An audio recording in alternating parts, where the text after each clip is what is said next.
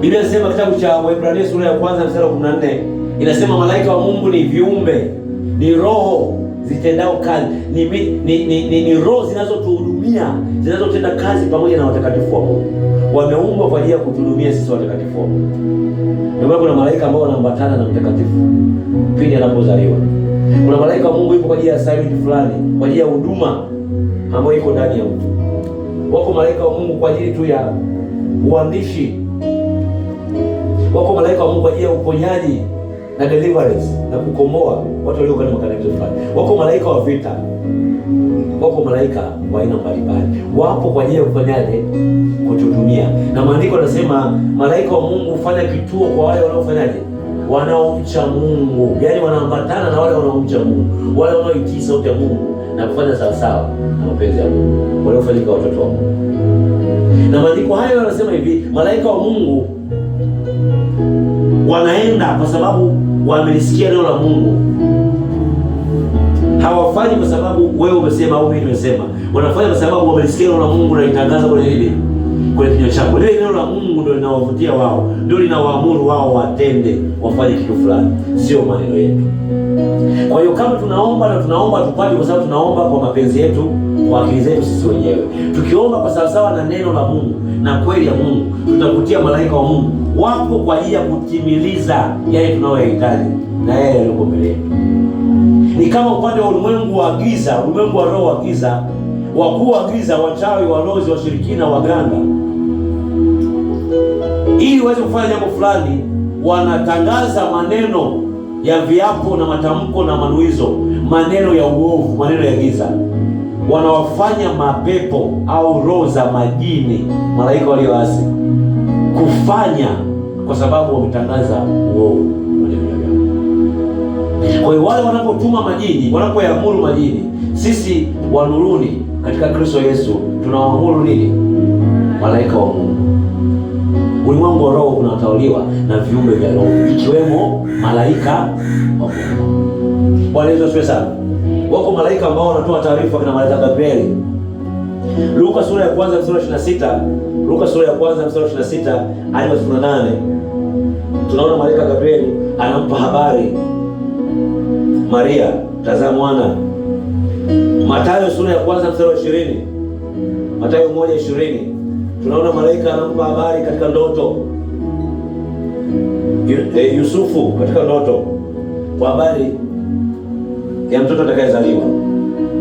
Lakini kuna kitabu cha Matendo ya Mitume sura ya 8, Matendo ya Mitume sura ya 8 mstari wa 26, malaika wa Mungu, Matendo ya Mitume 8:26, malaika wa Mungu anampa maelekezo mtume Filipo.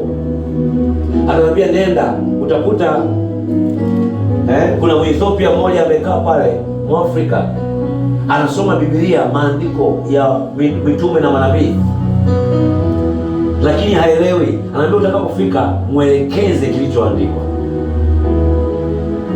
Malaika wa Mungu wao kutuma maelekezo. Anaweza kukutuma pale kazini, pale eneo lako la biashara, katika jamii, nyumba unaokaa ile umepanga au umejenga mwenyewe. Anaweza kukuagiza mfuate yule mama. Anaweza kutokea katika ndoto au kutokea katika namna ya kuonekana katika ulimwengu wa roho. Wapo kwa ajili ya kutupa maelekezo watakatifu wa Mungu. Wanatenda kazi pamoja na nani? Na watakatifu wa Mungu.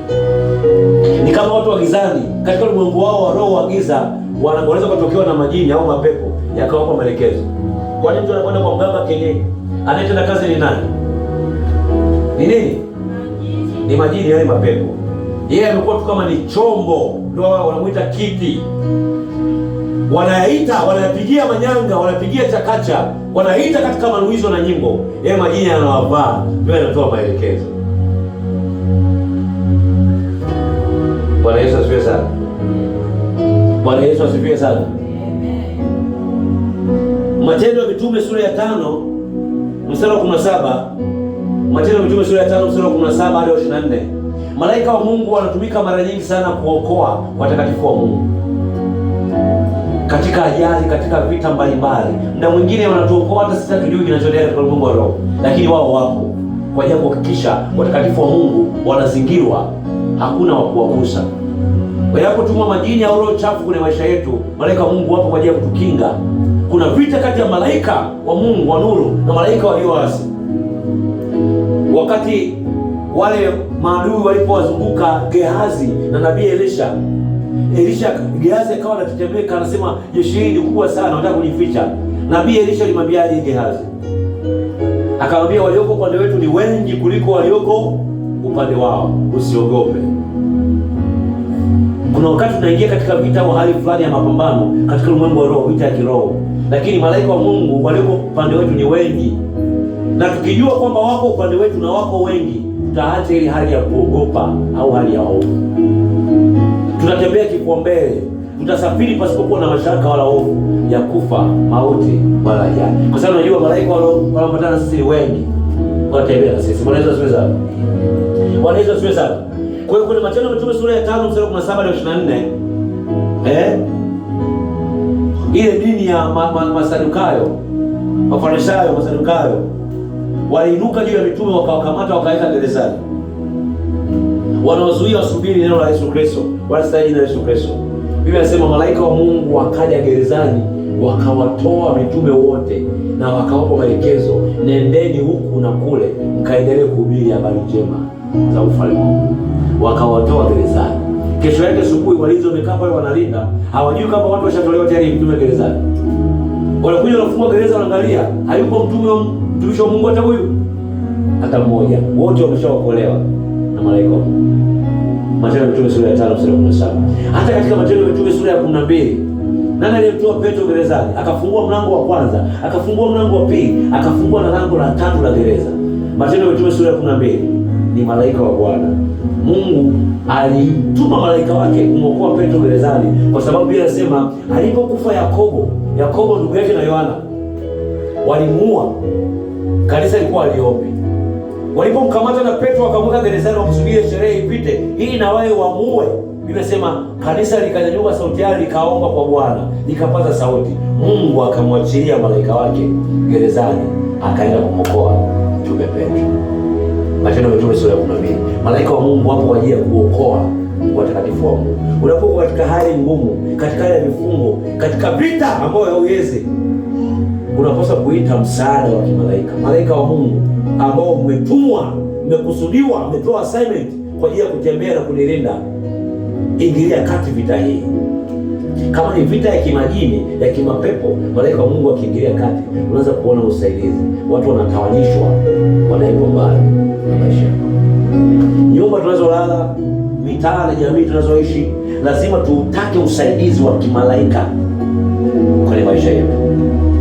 Kwa lugha rahisi, kama shetani ibilisi yeye ni mshtaki, anainuka kama mshtaki katika ulimwengu wetu wa roho kushtaki watakatifu wa Mungu, yupo Yesu Kristo ambaye sauti yake inatuombea usiku na mchana. Biblia inasema Yesu Kristo ni nani? Ni mwombezi wetu, akituombea usiku na mchana kwa damu yake, agano alilolitoa mara moja na milele na milele linatuhesabia kuwa wenye haki.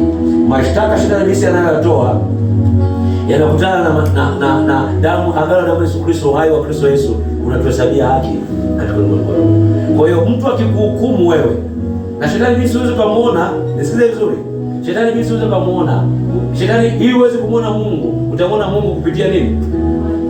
Aidha malaika wake au watumishi wake, watu ambao wana roho wa Mungu ndani yao, ndio utamwona Mungu. Na ili uweze kumuona shetani, unamwona shetani kupitia nini? Aidha majini, mapepo au nini? Au nini? Watu wake, mawakala wa shetani ibilisi, warozi, wachawi, washirikina, waganga, watu wote wakuu wa giza, ndio unaweza kuona shetani ibilisi.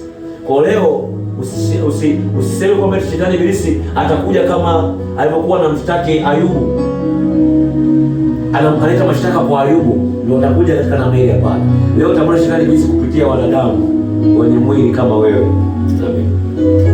Wataponyanyua mashtaka kwamba tuone kama utafanikiwa, tuone kama utaenda mbele, tuone kama utamiliki hichi, tuone kama utafika kesho. Wanapoinua mashtaka, tuone kama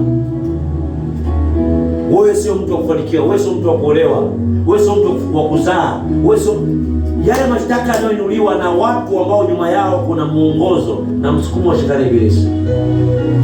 Mashtaka mengi ya watakatifu leo yanafanya katika madhabahu za giza kwa waganga wa kienyeji, walozi na wachawi. Watu waenda kuzimu, wanataja nafsi za majina ya watu, wakitangaza manuizo na wakitoa viapo na matamko kushtaki watakatifu wa Mungu kwamba mambo mabaya yawapate.